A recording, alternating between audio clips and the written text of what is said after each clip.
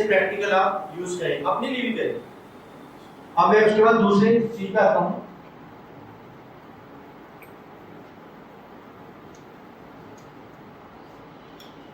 इसको बोलते हैं सेल्फ इमेज।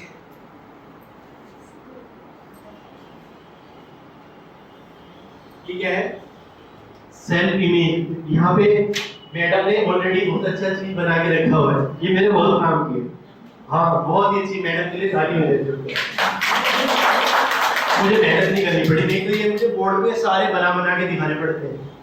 रियली वो पहले थोड़ा सा छुपा हुआ था, अब मैं आकर इसको स्पेशली हाईलाइट कर गई कि सर हैप्पी और सैड बीच का मूड वहाँ बात कर रहे थे। हाँ, मैंने वहाँ से उठा के रखा हुआ था, पिछले 2 बैच में ना मैं इसे कर नहीं पाया।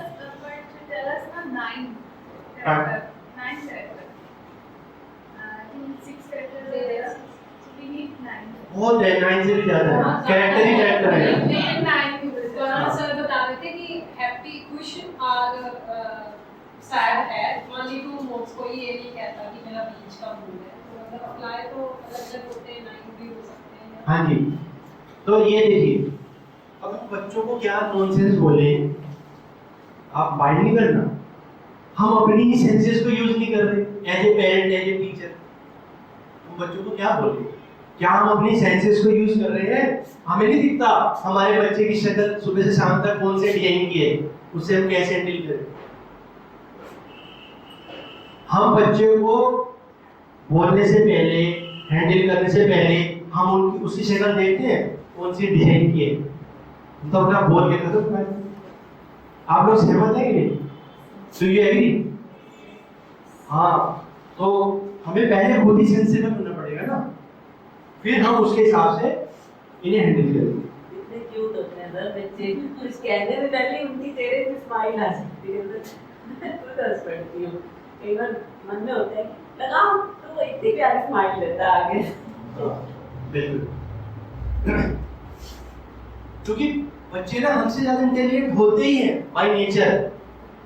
हमें उनका मूड अच्छा करना नहीं आता हो, लेकिन उन्हें हमारा मूड अच्छा करना आता है।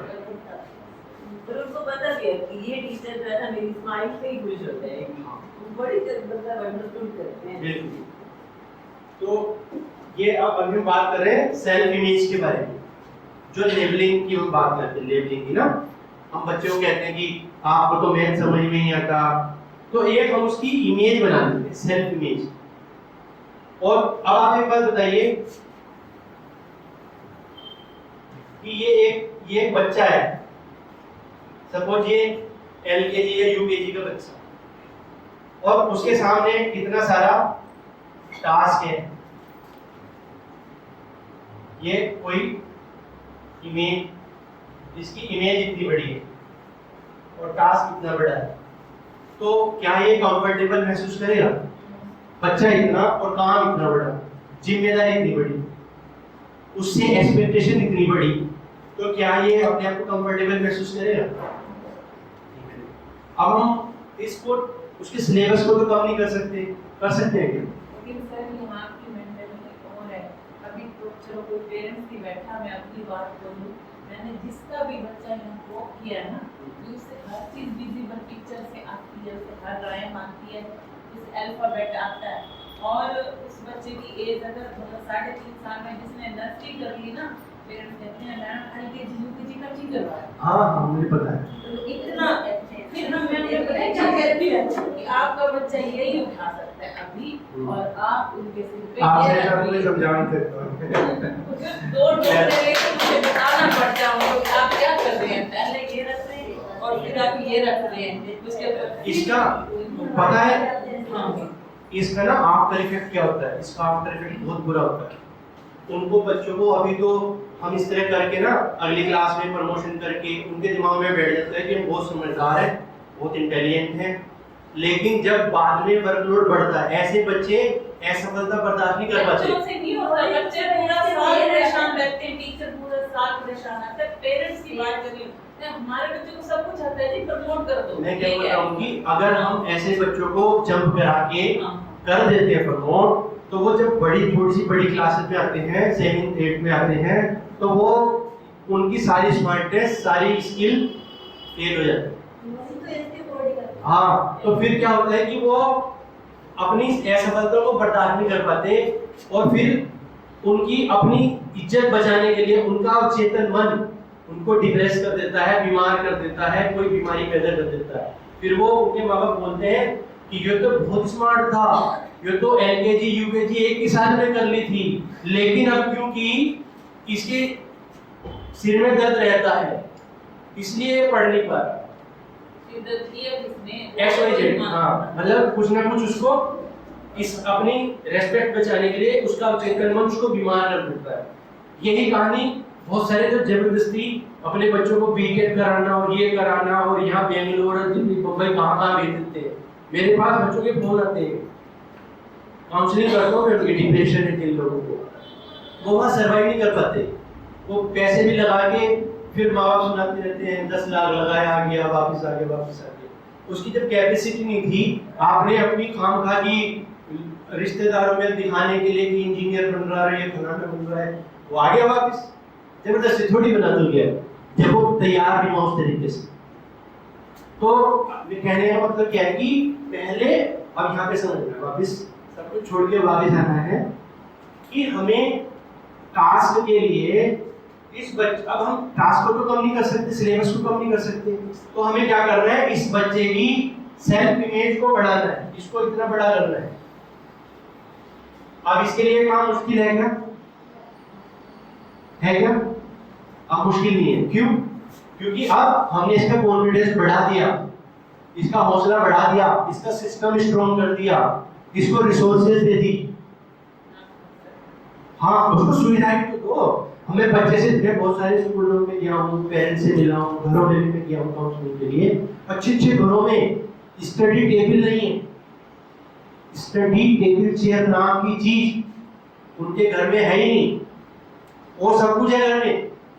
इतने बड़े बड़े टीवी भी हैं, इतना बड़ा फ्लैश लगा ना, ये बड़ा स्कूल वाला, इतने बड़े बड़े टीवी हैं उनके घर, लेकिन स्टडी टेबल और स्टडी चेयर क्या होती है वो नहीं होती। मींस आप जो एक्सपेक्टेशन कर रहे इसको अस्त्र शस्त्र भी तो दो, आप इसको बॉर्डर पे लड़ने के लिए भेज रहे, तो इसको अस्त्र शस्त्र कौन देगा, ट्रेनिंग कौन देगा इसको? उसमें हम काम नहीं कर रहे। और पेरेंट क्या कर रहे हैं आजकल? पेरेंट बने हुए हैं टीचर और प्रिंसिपल घर में ही बने हुए हैं, पढ़े सुना। देखो, आपको मैंने पहले प्रोग्राम शुरू से पहले कहा था ना कि you have to guide them. वो बच्चे ही हैं, मैं तो सारे स्कूलों में बोलता हूँ, टीचर्स को, प्रिंसिपल को, सबको मैं बोलता हूँ कि बच्चे ये तो हैं जिनकी आप फीस ले रहे, लेकिन जो इन्हें छोड़ने आते हैं, लेने आते हैं, ये भी बच्चे हैं। उनको भी ऐसे हैंडल करना है आपको, as a teacher, as a principal, आपको उनके लिए सिस्टम बनाने हैं। और ये आप ये मान लो कि आपकी ये, इसको मैं क्या कहूँ, एक्स्ट्रा ड्यूटी कहूँ, रिस्पॉन्सिबिलिटी कहूँ, क्या कहूँ, या कहूँ कि अपना स्वार्थ कहूँ, कि आपकी क्लास में बच्चा शांति से बैठे, जेंटलमैन बन के बैठे। आप अगर ऐसा चाहते हो तो you have to guide their parents system, you have to build the system आपको बनाना है। बहुत आसान, उनको जो चीजें मैं आपको बता रहा हूँ उनको बताना है। मैं इसमें कुछ कहना चाहूँगी कि है हमें मतलब इस तरह से एक्सपीरियंस भी है इस तरह का। मैं बताऊँ तो प्रोजेक्ट किया तो मतलब से अल्फाबेट्स कराए, तो टूथब्रश पर मैं डेली उसका बनाती थी पेस्ट से, छोटे साइज की पेस्ट से ए बनाया, मतलब नेक्स्ट डे किसकी टर्न आएगी तो उसने बताया कि बी, मतलब जब मैंने उसको ABC करा दी तो रोल मॉडल हम बनते हैं, ए के बाद बी, नेक्स्ट डे सी, तो वो बता रही है और कर रही है। मैं एक मदर हूँ, एक बच्चे पे एफर्ट कर सकती हूँ, और यही सेम जॉब स्किन फील करने वाला आप बता रही हैं वो भी मैं करा रही हूँ, मतलब एज अ प्रिंसिपल की क्लास में। मुझे अच्छा लगता है ये चीज़, बच्चों के साथ बीच में इन्वॉल्व होना अपने आप को, लेकिन मुझे स्टाफ में आती है ये, कभी हम ट्रेन करते हैं, टीचर्स को बारी बारी कहते हैं, लेकिन काफ़ी प्रॉब्लम्स रहती हैं कि वो हमारे मेथड फॉलो क्यों नहीं कर रही हैं। मतलब मुझे रहता है, मैं अपना अभी भी यही सभी को कहूँगी कि जो चीज़ है वहाँ से सीखने की, लर्निंग की कोशिश करो। कि मतलब जैसे अब आपने अभी बताया ना साउंड आ रही है, मैं बोलती हूँ, मैं आईज क्लोज करके खड़ी हूँ, नर्सरी के बच्चे मेरे साथ हैं, तो वो इतना रिस्पॉन्ड नहीं कर पाते। मैंने उनको बोला आइज क्लोज है मैम की, आप बोलो एप्पल, नेक्स्ट बोलेगा बॉल, नेक्स्ट बोलेगा कैट, मैं बताऊंगी कि ये निकुंज ने बोला, सानिया ने बोला। ये गेम मैंने प्ले की बच्चों के साथ, तो दे एंजॉयड सो मच कि उन्होंने खूब, मतलब उनको A to Z भी आया, विदाउट बुक पिक्चर रीडिंग भी आई, मेरे साथ उन्होंने एंजॉय भी किया। और जो बच्चे नॉटी हैं वो भी आराम से इन्वॉल्व हुए एक्टिविटीज में, लर्निंग भी हो रहा, सीख भी रहे। लेकिन पेरेंट्स नहीं समझ रहे हैं, तो कहते स्कूल का बच्चा इतने में A to Z कर रहा है, पैसिव कर रहा है, काउंटिंग 100 200 तक, तो आप अभी तक 30 तक बैठे हो। मतलब वहाँ मुझे भी प्रॉब्लम आती है कि पेरेंट्स को किस तरह से, मतलब थोड़ा सा मैं आपसे रिक्वेस्ट भी चाहूँगी, आपके कल के बैच में पेरेंटिंग में थोड़े से ये मोटिवेशन के डालिएगा पॉइंट्स की, और हमें भी ये चीज़ दो कि क्या चाहिए। बहुत अच्छा आप ट्रेनिंग दे रहे हैं बच्चों को। और ये मैडम ने बिल्कुल सही कहा कि देखिए हमें ना सबसे पहले इन्वॉल्व होना है, सेल्फ इन्वॉल्वमेंट टीचर का। हमारा जो भी काम हो वो 100% में उसे बेस्ट करने की कोशिश करें। मैंने एक कोटेशन पढ़ी थी बहुत पहले, बहुत अच्छी, टीचिंग इज ट्वाइस लर्निंग। क्या मतलब है इसका? कौन बताएगा? दोबारा सीखने का दो बार सीखना, एक बार पढ़ाना मतलब दो बार सीखना। यदि आप एक बच्चे को कुछ सिखा रहे हैं तो आप उसको तो एक बार सिखा रहे हैं, लेकिन आपके दिमाग में दो बार सीख रहे हैं। तो जो भी काम कर रहे हैं आप उसको अपनी तरफ से बेस्ट करो। अब मैं ये यानी कि बताने का मतलब क्या था, ये हमारा काम क्या है, बच्चे की सेल्फ इमेज को स्ट्रॉन्ग बनाना। और अगेन यही मैसेज आपको पास करना है पेरेंट्स को कि वो अपने बच्चे की सेल्फ इमेज अच्छी बनाए। जब भी पेरेंट मीटिंग होती है, मैंने देखा है, क्योंकि स्टाफ बहुत सारा ट्रेन नहीं होता, तो वो जैसे ही पेरेंट मार्क्स देखने आए हैं, ओपन हाउस बोलते हैं ना, तो वो मैडम भी मेंटली प्रिपेयर रहती है कि वो मैथ के बारे में कुछ बोलेंगी, तो वो पहले बोलने लगती है कि ये मैथ पे आप थोड़ा घर पे इसका ध्यान दिलाओ, या वो मैथ के बारे में बोलेंगी तो हम बोल रहे हैं कि हाँ ये क्लास में आराम से बैठते ही नहीं, मतलब मैं उसको 2 मिनट बता दूँगी, वो मेरी 2 मिनट बताएंगे। तो हम इस तरीके से खाली ब्लेम गेम तक रह जाते। इसकी बजाय आप उन्हें सॉल्यूशन बताएं। लेकिन प्रॉब्लम वो ये कि सॉल्यूशन उनको कहाँ से मिलेंगे? जब इस तरह के प्रोग्राम्स होंगे, ट्रेनिंग प्रोग्राम्स होंगे, तभी तो आप सॉल्यूशन दे पाओगे इनको। नहीं तो आप ऐसे ही गोल गोल करके ओपन हाउस को क्लोज करोगे।